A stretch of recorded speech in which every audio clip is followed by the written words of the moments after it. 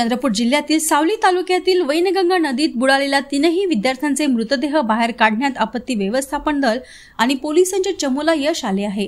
गडचिरोली येथील शासकीय वैद्यकीय महाविद्यालयाच्या MBBS प्रथम वर्षाचे 8 विद्यार्थी आंघोळीसाठी वैनगंगा नदीपात्रात गेले होते। यातील 3 विद्यार्थी बुडाले होते। माहिती कळताच मदत व शोधकार्य प्रारंभ करण्यात आले, मात्र सूर्यास्तामुळे शोधकार्य थांबावे लागले।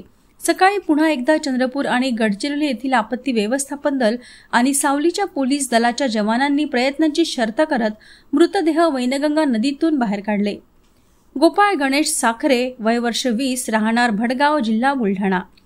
पार्थ बाळासाहेब जाधव, वय वर्ष 20, राहुरी, जिल्हा अहिल्यानगर।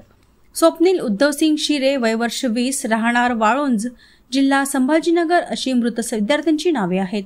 तीनही विद्यार्थ्यांचे मृतदेह सावली येथील ग्रामीण रुग्णालयात पोस्टमार्टमसाठी रवाना करण्यात आले आहेत। दरम्यान या संदर्भात गडचिरोली शासकीय वैद्यकीय महाविद्यालयाचे पथकही सावली येथे दाखल झाले असून या घटनेबाबत अधिक माहिती घेतली जात आहे।